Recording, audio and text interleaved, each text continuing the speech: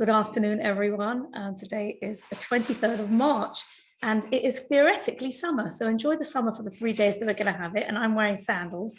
And after that, we're going to be back in boots on Sunday or Monday, whenever it is the weather is not going to be. Just one. But you don't know, because afterwards somebody can watch the recording. So you never know. And also you might all go home and share what we learned today with all the people and that want to hear it. So before I start, I want to say two things. First of all, I was supposed to do the talk next week. So I thought I'd talk about Rosh Chodesh Nissan, because it was nearly Rosh Chodesh Nissan. But don't worry, because I've managed to perfectly tie it in with this week being Parshas Shemini. I just want to say before I start that there's something that's on everybody's mind all the time, and that is the horrific situation that is going on in the Ukraine. And in the merit of the learning we do today, let's hope that there will be world peace and the situation will be resolved in a very peaceful way with no more refugees. We unfortunately as a Jewish people, we know what it's all too well what it's like to be on being the refugee side, and there are plenty of refugees who are homeless, and there are lots of schemes being organized. If people have got space, either capacity or people who speak Russian, they're looking for volunteers in lots of different capacities or admin capacities. So thank you to everybody in Kinloss, and I heard Rabbi Lawrence hasn't been so well, so we wish him a refuah shlema. And I'd also like to dedicate the learning today Le'ilu Nishmas Bruria Bas Shlomo and Yehudis Bas Meir, my mother-in-law and my aunt, who both passed away recently. So this week is Parshas Shemini, and what I only found out, let's say about 10 years ago, was basically the whole book of Vayikra happens on one day. And that day is the 1st of Nissan in the Jewish year 2449. It was the year after they came out of Egypt. They started building up the Mishkan. And at the end of Parshas, we sort of go back 8 days in time, and we have the 7-day preparation of, so to speak, doing the dry run, the dummy run of setting up the Mishkan. So if you look at source 1 on your sheet, the first pasuk of this week's Sedra is Vayehi Bayom Hashmini, which is the name of the Sedra.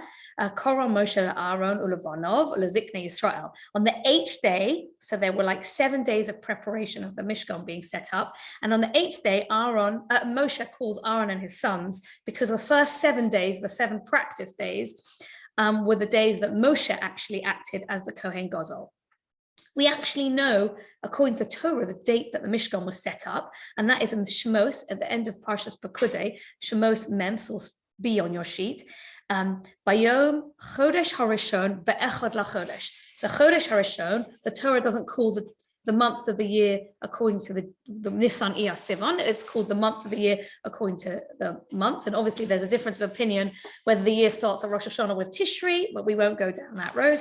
So we actually have a time stamp in the Torah of the day that Moshe was told to set up the Mishkan, and it was on the 1st of Nissan.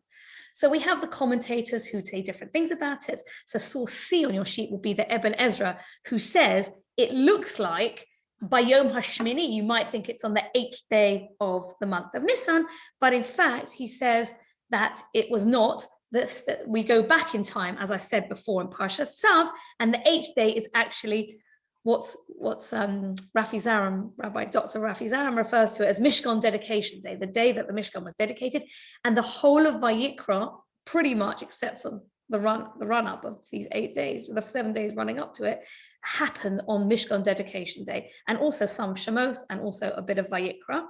And where do we have this idea that it was on that actually, although we might think it's on the 8th, we have a very ancient medrash, which is probably from about the 2nd century, which is source D on your sheet. That's source D. They started the 7 days of the setup, trying to checking if there were any system errors, and that's what they did. And then on the 1st of Nissan, the Mishkan was ready to go. So just remember, we spoke about the 8th day, and the 8th day was ready to go. So the 7 days was the run up, and the 8th day is ready to go. Now, I said that I'm going to speak today about Rosh Chodesh Nissan, and Hallel. So I'd like to look a little bit about Nissan, about Hallel, and on Rosh Chodesh we say Hallel, and also on Pesach we say Hallel, and some people have got the custom to say Hallel in shul before they come home and do Seder. We say Hallel on Seder night, and there's all sorts of reasons why we say it and why it's split up and things like that. So what I would like to ask you before we turn the pages is, do we know where Hallel comes from? No? Where do we get the words of Hallel? From Tehillim, right? Perfect. Sorry, Heather. Heather, did you say something? Yeah, Tehillim. From Tehillim, yeah. So yeah. I'm answering your question. Sorry. Do you want to mute yourself again afterwards, Heather? Right. So Hallel is from Tehillim, and do we know who wrote Tehillim? David HaMelech. So that's great. So David HaMelech wrote Tehillim, and when Heather, can you mute yourself because the noise is a bit irritating for me? Sorry. Sorry. No, unmute yourself if you want to say something, but otherwise I find it's like difficult to hear. I don't know where I found the unmute. Okay. Well, if you find it again, then great. If not, then don't worry, just try and not rustle papers. Okay. Look at source F, and I specially put it onto page 2. The Gemara Pesachim, Heather, it's source F, which is on page 2. The Gemara Pesachim says, who recited Hallel? Rabbi Yossi says, Elazar b'ni Omer, he's saying in the name of his son, Moshe v'Yisrael amruhu b'sha'a she'alu min hayam. Moshe and Bnei Israel said this Hallel prayer when they came out of the sea.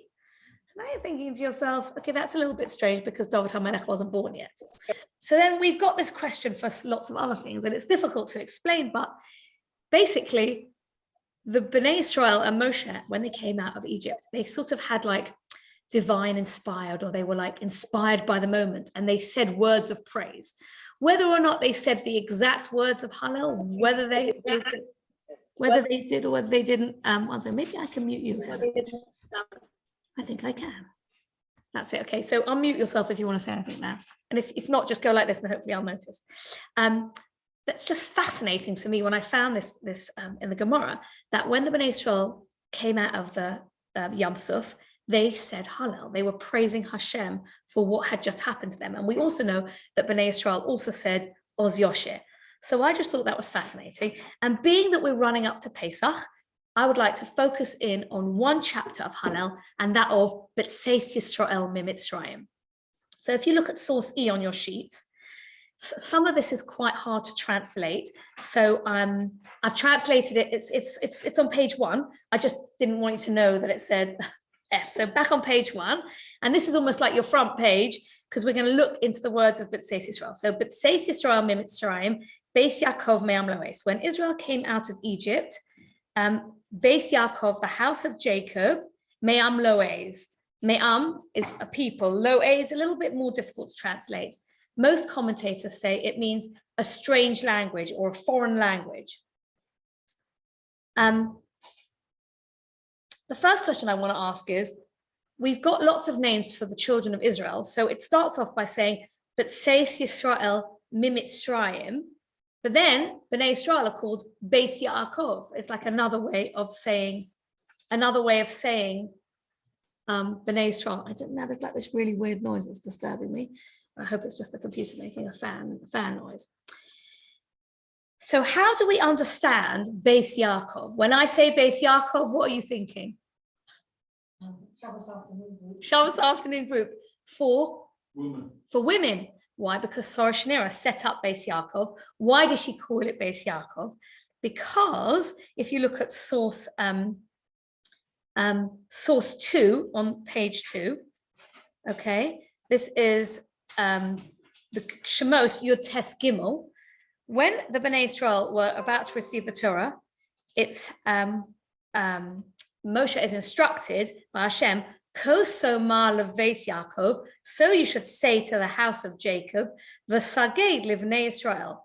So the idea behind this is that Rashi says, source 3, Beis Yaakov is the women. So you're supposed to be Kosomar, speak in a more gentle way, and then tell the Bnei Israel, which are the men. That's like another whole talk as well, but just touching on it just to say that the women, when it came to Matan Torah, Hashem said to Moshe, get the women there first, Koso Mala Beis Yaakov. So it's really interesting that it includes, but Beis Yisrael Mitzrayim includes both the men and the women. And there is an idea, which comes from the Gemara Sota Yud Aleph Omid Beis, which is source 1 on your sheet. Bischa Noshim Sidkonios, Shehoyu Ba'oso Hador Hahu, Nigalu Yisrael Mitzrayim. Sorry, the words are a little bit mixed up there. When I copied and pasted it, it must have got transposed. I apologize about that. Make myself a little circle there to remember.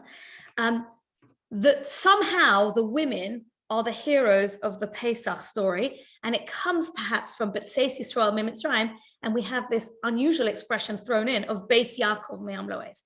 And there are ideas that there were women who saved the situation in Egypt. For example, the main characters being Yocheved, the mother of Moshe, Miriam, his sister, Bas Paro, the daughter of Paro, etc., etc. So the women and the midwives.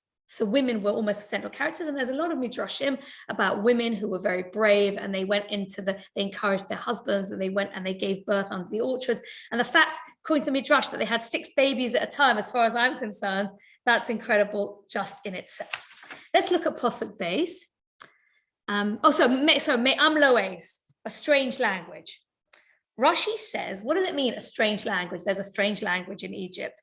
So Rashi says, straight away explains it as, it's a different language, which was not the Loshan Hakodesh, which was not the holy language that we spoke, the language of Hebrew, the language that presumably the Jewish people spoke, at the time.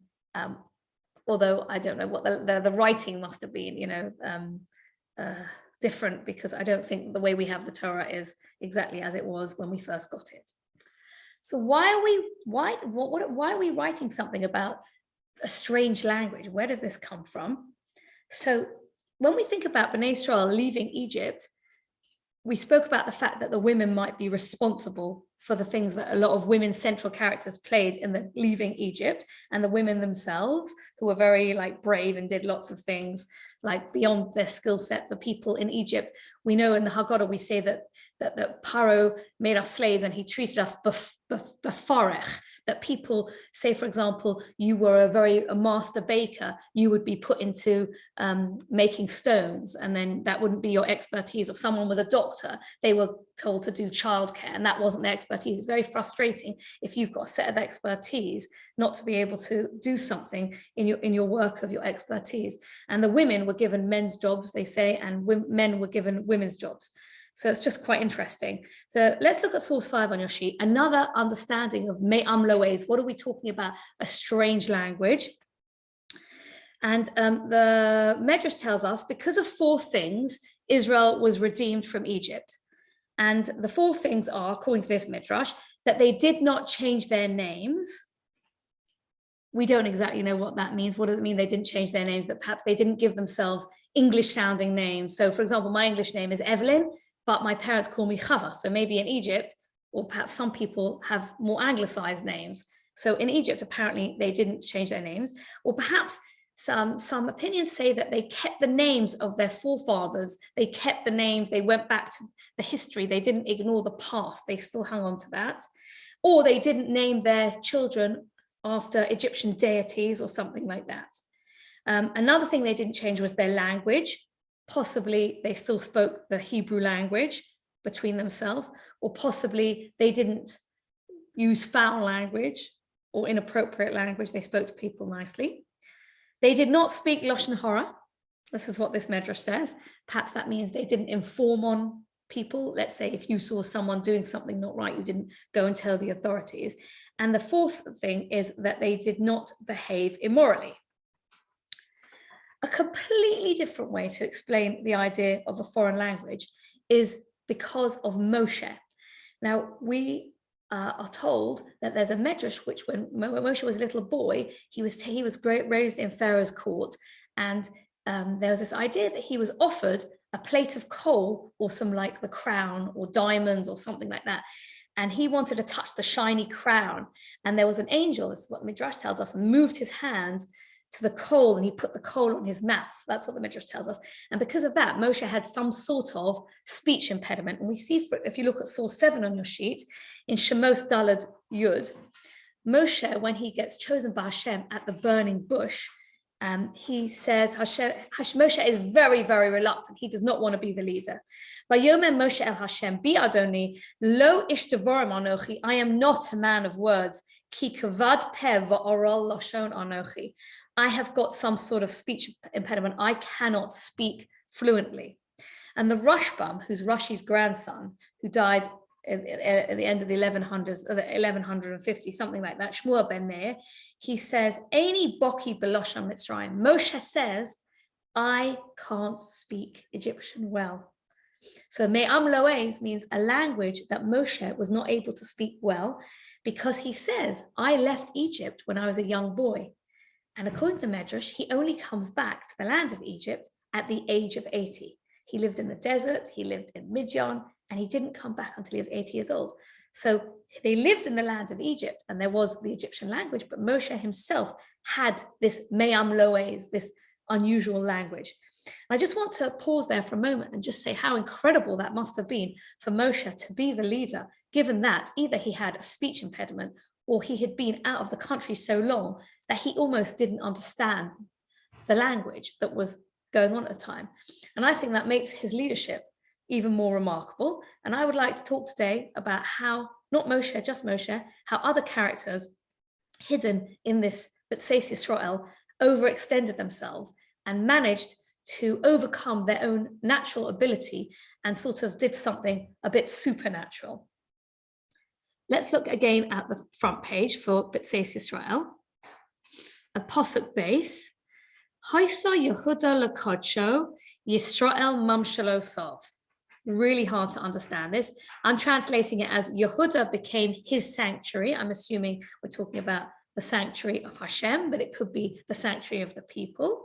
Yisrael Mamshalo Sov. So the word Mamshalo Sov, I've translated as dominion, but it comes from the word Memshala or Moshal, somebody who's ruling. What on earth does this mean? And I hope you'll have a little bit of a clearer idea when you say B'tseis Yisrael, what's hiding here underneath the words in B'tseis Yisrael.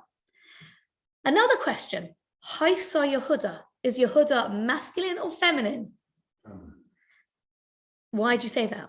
Well, Haisa. That's right. So it's Haisa, but I think Yehuda, we can all agree it was a male character. It's very strange that it says Haisa in the feminine. It should say Haya Yehuda Lakacha. Why are we talking? Why is it back to the feminine? So maybe it's back to the women who saved the day in Egypt, but perhaps it's about someone who, again, a female character who's associated with Yehuda, and that would be Tamar, who was Yehuda's daughter-in-law, who married his 2 sons and then was supposed to be given to Shelah. And she went, in inverted commas, out of her comfort zone, and she dressed herself up as a prostitute, and she was with Yehuda because she had some sort of divine inspiration that through her, the kings of Yehuda were going to come.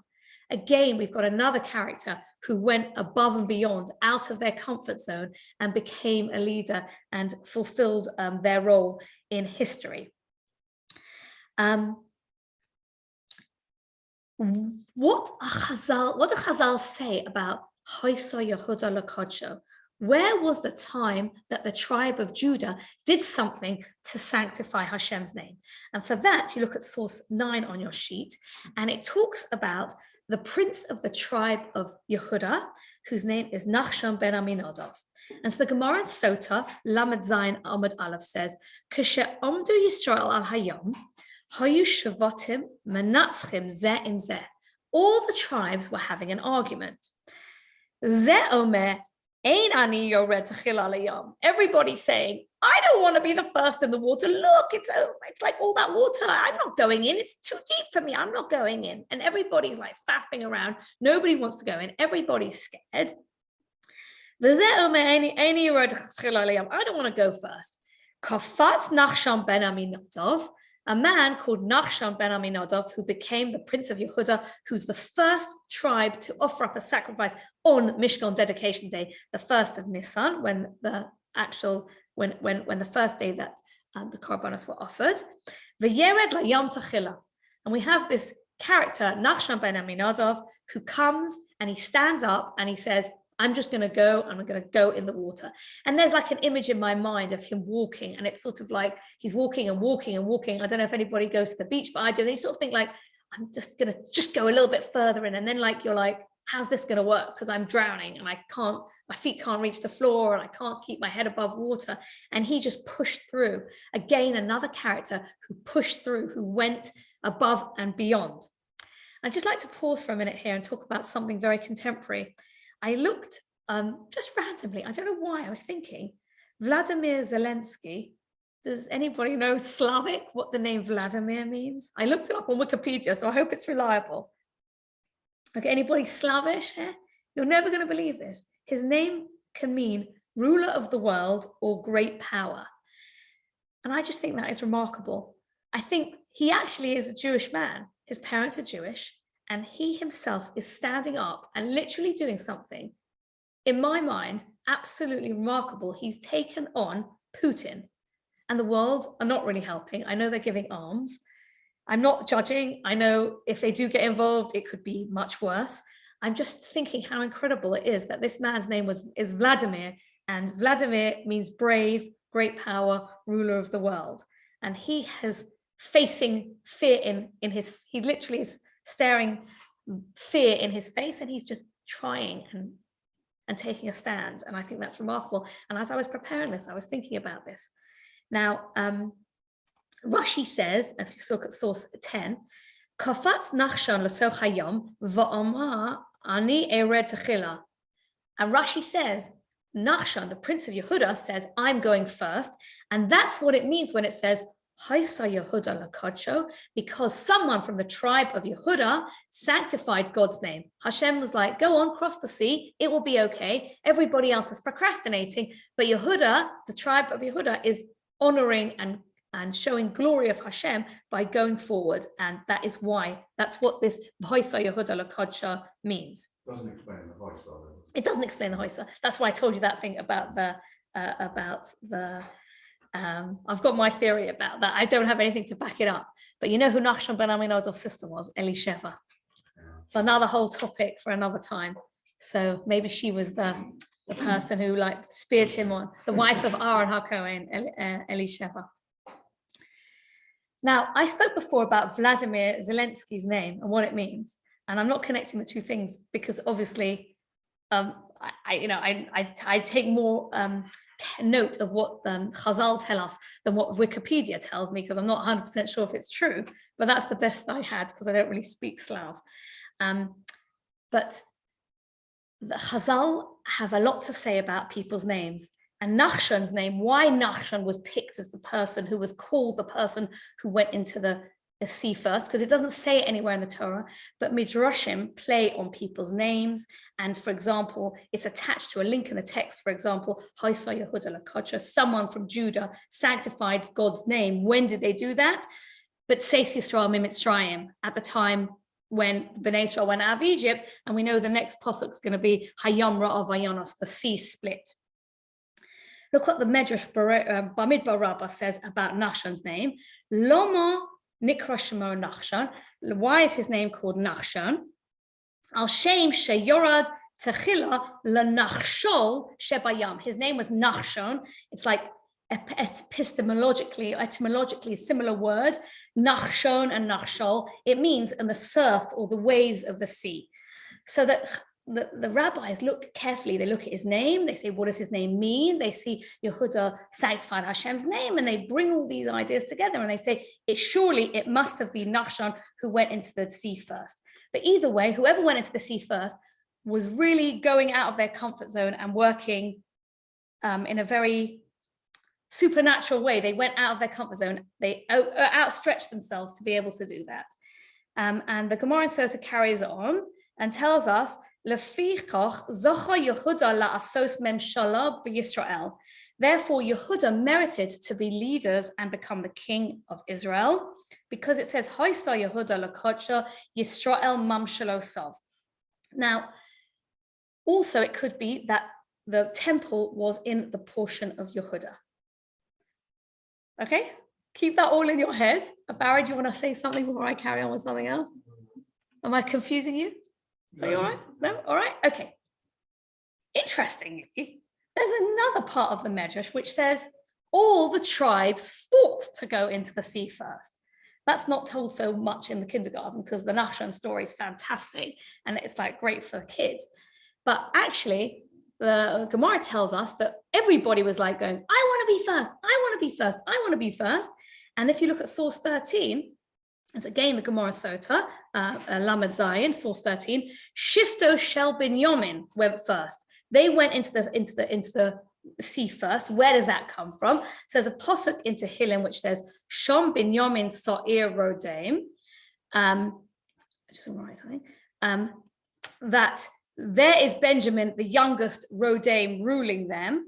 So the Gemara tells us, don't read Rodaim, read it as Rad, to go down, Yam, to the sea. So Binyamin went down to the sea first. So there is another opinion that Binyamin went down to the sea first.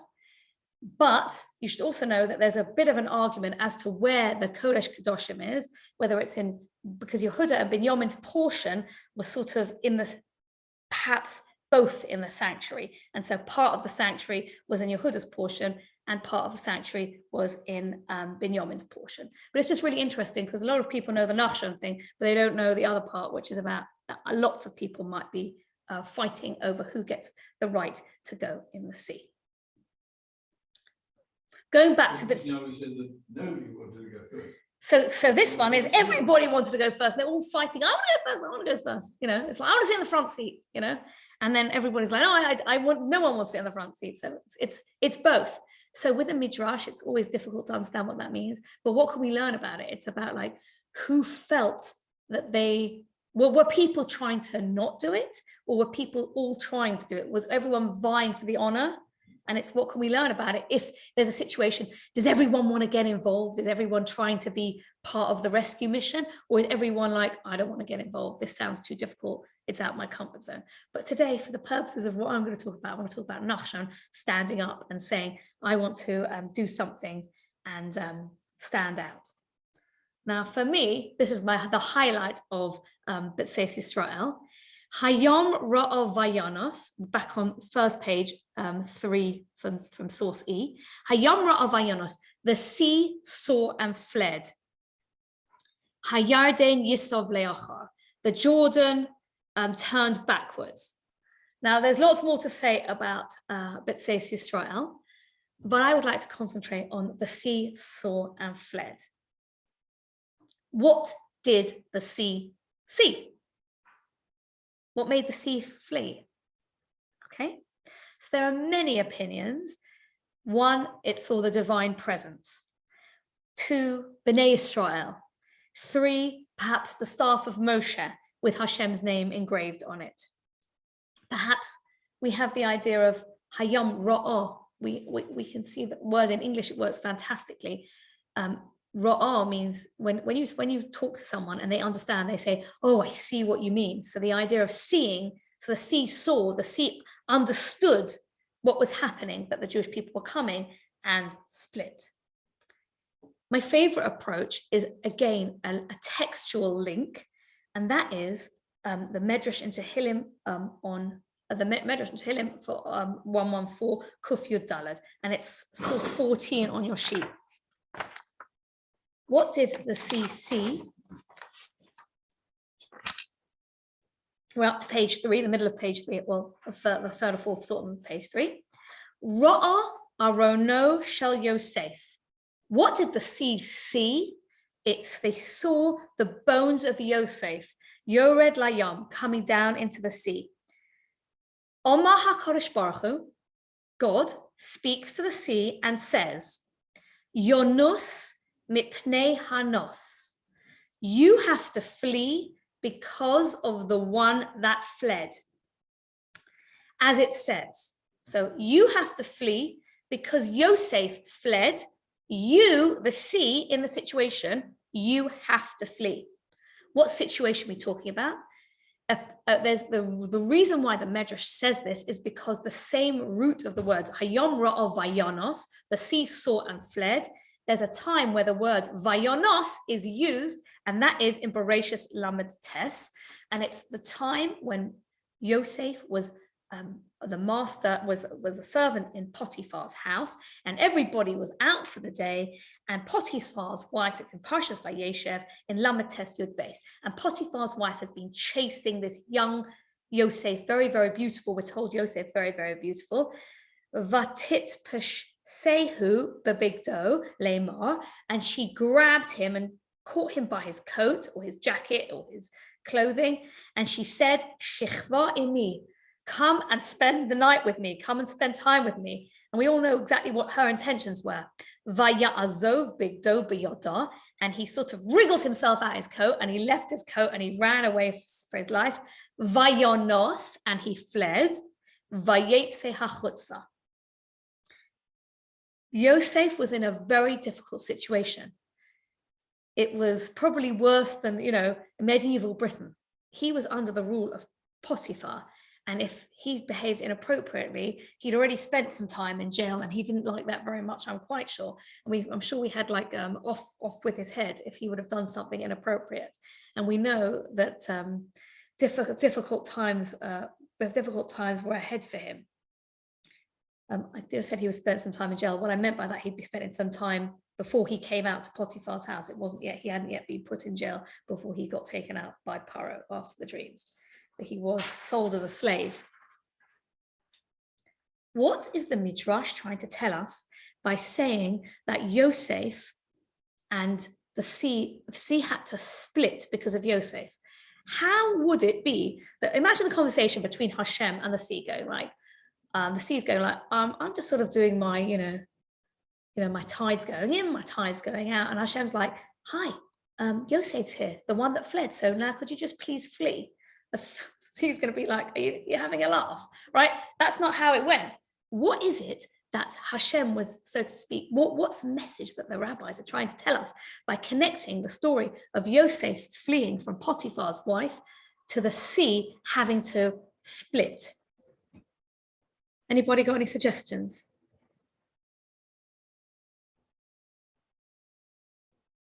You ran away to avoid fate. He ran away to avoid hate. Okay, Yosef is a young fellow, young, gorgeous fellow. And I'm guessing Potiphar's wife was quite nice looking herself. Can you imagine the tremendous self-control that Yosef had to, he was by himself. As far as he was concerned, his father never came looking for him. He didn't know that his father knew he was dead. He didn't know that his father was told that he was dead. He wasn't explicitly, but certainly Yaakov was told, Taraf Yosef, and leave the rest to your imagination. Here's his coat, it's dipped in blood. And you've got to assume that Yaakov thought that Yosef had died. And he never came looking for him. The brothers never came looking for him. He had almost detached ties with his family. And Yosef was put in this tremendously difficult situation where the temptation was massive, put it that way, to sin. But yet he managed to overcome the natural desires of testosterone-filled young man and held back. And I think what the rabbis are trying to say here is, look at Yosef. He had a nature. He had his natural tendency, but he held back his natural tendency. You are the sea. You've got right here in front of you the bones of Yosef. Remember that Yosef did something to overcome his nature, the natural makeup of his own human flesh, and he held himself back. And now I'm asking you, the sea, in the zechus of what Yosef did to hold back your, flowing with the tide, ebbing and flowing. Do you like that? All right. So that's what I think this is what Hayom Ra'ah Vayonos, the bones of Yosef. The Yalkut Shemini, Psalm 16 on your sheet, says, the sea said to Moshe, the sea was very reluctant to split. And the sea says, Omar Hayom LaMoshe, the sea says to Moshe, Min hadin ein li likra milfanecha. I have got no reason, there's no reason why I need to split before you, because Nivresi Bashlishi, I am superior to you. I was created on the third day of creation. Va'ata Bashishi, and you are created on the sixth day of creation. I am not splitting before you.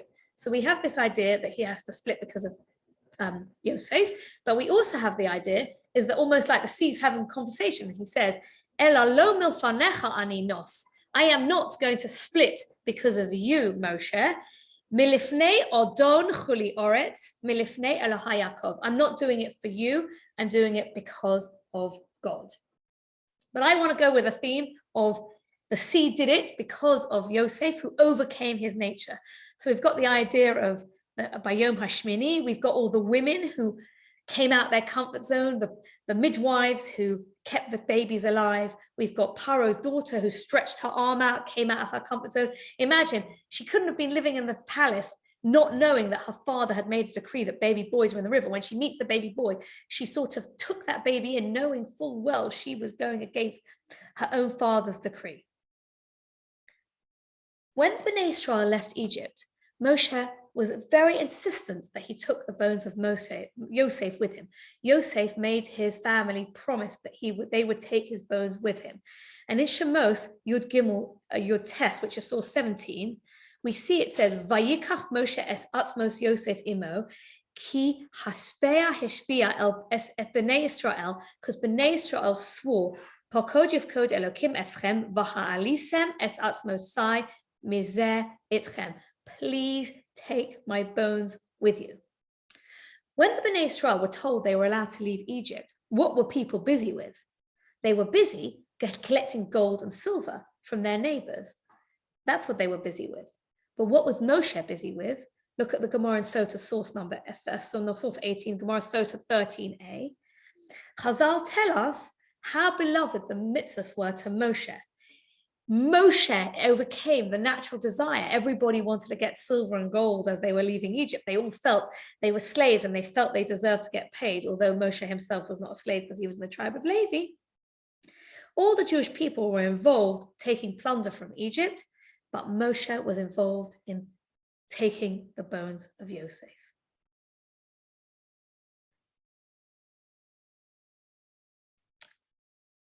As I said, I was originally going to speak next week, and it was in the run-up to Rosh Chodesh Nissan. The first mitzvah that Bnei Israel were given as a nation was the mitzvah of Hakodesh Hazel Lochem Rosh Chodoshim. This month shall be for you the beginning of months. It shall be the first of the months of the year for you.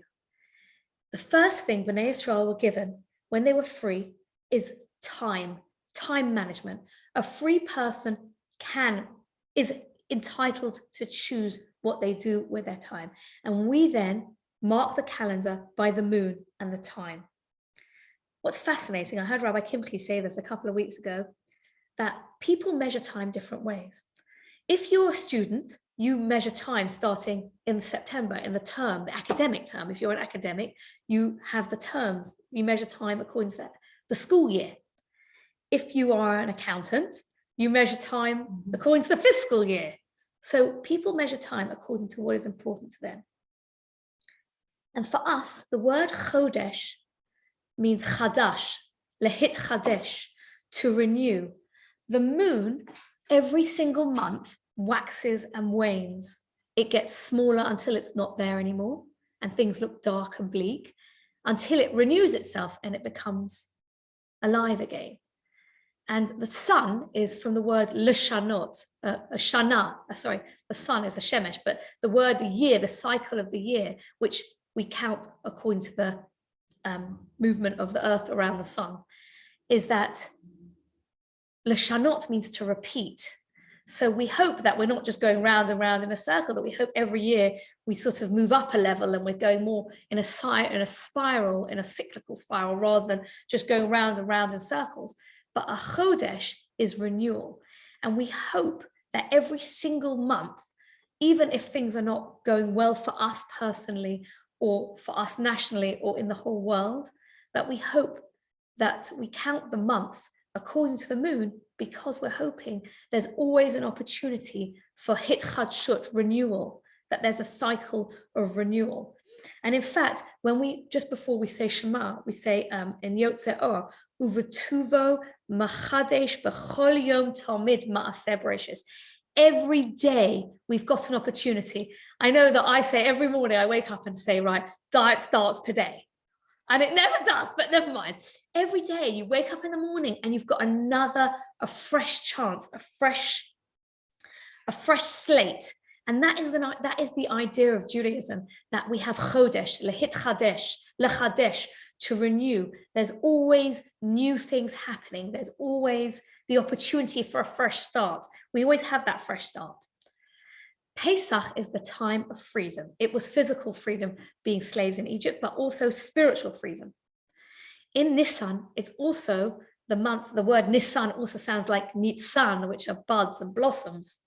In nature, it's almost like the flowers break free of their confines and the trees start blossoming, things start coming out. The word Mitzrayim, according to the Zohar, is from the word Meitzar, Minha Meitzar, from the straits, like narrow places. We came out of Mitzrayim, a narrow, restricted place, and we are going out in the month of Nisan. We have this opportunity of a new month, the month of Nisan. We have the opportunity of no restrictions, where we have the potential to do anything. And the moon teaches us that as well, that even if we start off with nothing or a slither on day one, we have the opportunity to develop and become that full moon. And I think that we have it at this time of the year, in the month of Nisan. We have it within us, with the DNA that we've got from Moshe, who exceeded his own expectations of his own natural ability, who was not, Egyptian was not his first language. He was not a person who was eloquent in his speech, but yet he managed to overcome the fact he was a stranger in a strange land. He'd been away from Egypt for such a long time. We've got Yosef, who was a slave in Egypt, who overcame his own natural inclination, and he managed to hold himself back, and he became, the leader, and became the leader of Egypt and saved the nation at the time of famine. We've got the women, the Hazel, Hudder, the women in the story, who went out of their way and moved out of their own personal limitations. We have to move out of Mitzrayim, the limitations, the narrow place that we're in, and say to ourselves, the world is my oyster. I can do anything. The sea can split. I can do anything. Nachshon was a person who stood up and he said, this is an obstacle. I'm going to find a way of overcoming it.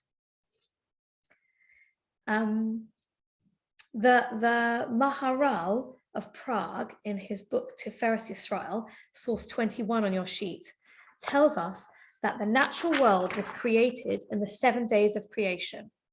Ki olam hateva nivra b'shiv'as yemei bereshis. The world was created in the 7 days of creation. U'keneged shiva yemei olam. U'keneged shiva yemei olam hateva heim shivim umas. And corresponding to the 7 days of creation are the 70, which is a multiple of 7, 70 nations of the world. Keneged kol yom asara, 10 for every day of the year. Every day of creation, there are 10 nations that exist. There is one nation that is above nature. Nature is the number 7. Vehi keneged hashmini. And that is, we're talking here about the Jewish nation, who are, in inverted commas, above nature. When Avraham was told by Hashem, look at the stars, Avraham was taken out of nature. He said, look at the stars. So will be your progeny. Your children will be as countless as the stars, and how even if you can't always see the stars, they're still there. Hashem tells us we have got some way within us that we have in our DNA the ability to supersede nature, never be limited by the confines of a person's, what you think might be your own natural ability. In the month of Nisan, where everything is budding, literally budding and blossoming, we have the ability to overcome our own limitations and our own nature. One second. The idea that the Maharal says is expanded upon in a book called The Wisdom in the Hebrew Alphabet by Rabbi Michael Munk. And he says the number 7 symbolizes the complete purpose of human existence. We've got the 7 colors of the rainbow. We've got the 7 days of creation. We've got the 7 in music. I don't know who's good enough, the octave or the staves. I don't know what the right words are. Okay. Combining the spiritual level of the Shabbos, which is the 7 days of the week, with the physical effort of the week. Going beyond 7, the number 8 symbolizes man's ability to transcend the limitations of physical existence. And in the stories that we spoke about in Egypt, everybody transcended their physical capabilities, the limits of their physical capabilities. Thus, with the gematria of 8, the numerical correspondence where Aleph is 1, base and base is 2, Ches is that which is on a plane above nature, the metaphysical, so to speak, the divine. The study of the Torah and the practice of its commandments are ways by which Israel can strive to exalt human spirituality towards the realm above the natural. What sort of examples of things that we've got which are the number 8? One second, I made a little list where I can find it, that would be great. 8 would be the clothes of the Kohen Gadol. I thought I printed it out. 1 second. Yeah, I've got it here. 8 would be the 8th day, Vayhi Bayom HaShemini, which is where we started. This week's Sedra is Shemini. There are 7 places that we've had so far that the temple stood or the Mishkan stood, and we are hoping for the 8th, that is going to be the everlasting one. We have Hanukkah, the miracle of Hanukkah is 8 days. Shmini Atzeres is the 8th day. And Shavuos comes after we count 7 cycles of 7, and then we have this transcendent day, the day of Shavuos. And God created the world in 7 days, and then that's the order of nature. In the future, the Gemara in Arachin says the harp in the temple had 7 strings, but the harp of the Mashiach will have 8 strings, which is quite an interesting idea. And the Gemara in Rosh Hashanah tells us, we'll do Rabbi Akiva Tatz, and I'll finish with the Gemara in Rosh Hashanah, that Rabbi Dr. Akiva Tatz has written a book called Living Inspired, and he says the spiritual forces operating at Pesach time each year are such that the Jewish people, and in fact any individual Jew, can achieve the impossible if these forces are used. In an attempt to leap up to reach the whole new level of sensitivity or personality development, an attempt to leap up to reach a whole new level of sensitivity or personality development can have a degree of success if undertaken on Pesach, like more on Pesach than any other time of the year, which may be far more difficult than at any other time. There is a special divine assistance offered at this time, which makes achievement of many levels of growth possible in one leap. Under normal circumstances, such levels must be painstakingly acquired in gradual sequence. The very word Pesach means to pass over, to leap over. Hashem passed over the houses. At a deeper level, the connotation is that of leaping over levels of growth, which would ordinarily have to be attained over a longer period of time. And the little picture on the side says impossible. Nothing is impossible. The very word itself says I'm possible. And that's a quote from Audrey Hepburn, which I just think is fantastic. We should never think we can't do it. Look at the people who have gone and collected clothing. I know people who went to Purim for Ukraine and collected loads of dressing up stuff, took makeup and games and face paint, and they went around there and they went to go and help the refugees who are safe in Romania, but they haven't really got anything that belongs to them. They wanted to make it special for them. And there are people who are now literally out of the blue offering to open up their houses, etc., for the refugees. I'd like to finish off with a Gemara in Rosh Hashanah, Yud Aleph. B'Nissan nivra ha'olam. In Nissan, the world was created. B'Nissan noldu avos. It's not on your sheet. The forefathers were born in Nissan, according to some opinions. B'Nissan mesu avos. They died in Nissan. But Pesach nolad Yitzchak. And Yitzchak was born on Pesach. Nissan nigalu. In Nissan, the Jewish people were redeemed. Nissan asidin ligoel. And it is our fervent hope that as we approach Nissan, and I'd be very happy if it's before I finish Pesach cleaning, even though I've started my spring cleaning, it would be absolutely wonderful if we could see as we bring in Rosh Chodesh this time for the month of Nissan, and as we say the words of B'tseis Yisrael, we can think about Hazel Yehuda Lakodsha.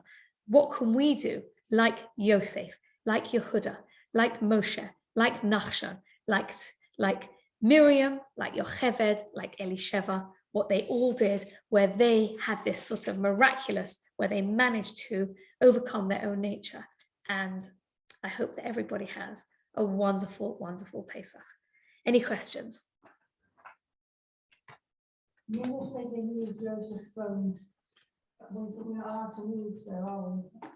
Well, I suppose there are special circumstances. And I think Yosef did not want to be buried in Egypt. And people say that he really wanted, if he knew that if his bones were left in Egypt, first of all, he was worried that the Egyptians, they didn't want him to take it. So the Midrash says they put his bones in a lead casket in the Nile. And they had to get Serach Bas Asher with the Midrash. They thought the Nile would be blessed by his bones.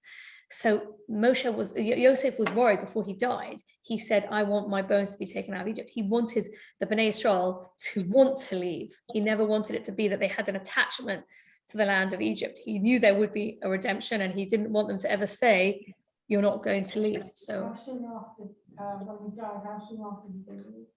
well, they were enslaved for 210 years. So at least that. And we think that it says, Vayikra melech Hakodesh asher lo yadas Yosef.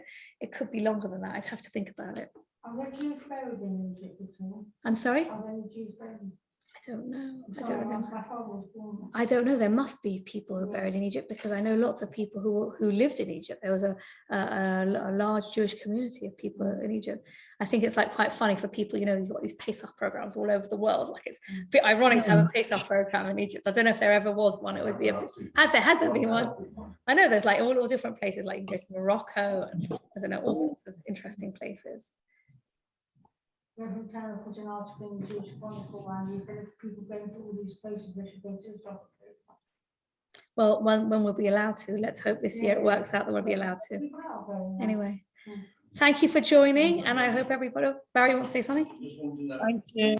I had a birthday this week, and Shemini seemed appropriate. It was 8. A multiple of 8. And I was trying to think of what I think of first when I started. What I think it was 2 fat ladies. Because you're too much used to bingo. So we wish Barry a very happy birthday. I also made the list of things of 8. I didn't follow the one that you mentioned of Shavuot. Can you say that again? Okay, so Barry's asked me to repeat what I said about Shavuos. Shavuos is it's 7 weeks of 7 weeks of 7 days, and we've got 7 weeks. So it's like Shavuos is like after we've done the 7 weeks, it's like the transcendent day. It's after, because we've got 7 times 7. It's a multiple of 7, like in inverted commas nature. And then we have this high level day of Shavuos. How does that come from 8 then? It doesn't come from 1 more than 7. It's 1 more than 7. Sorry if I didn't make that clear. It's like a level higher than 7. I mean, Okay. Shemini and service is quite easy to see. That's an extra day. We've got, it says, everybody can go home now, but I want my special people the same, but just sit in a circle and sing the beautiful songs together, which I love. I love that as well. And I'm just going to, Heather, do you want to ask me anything? And then I'll stop the recording.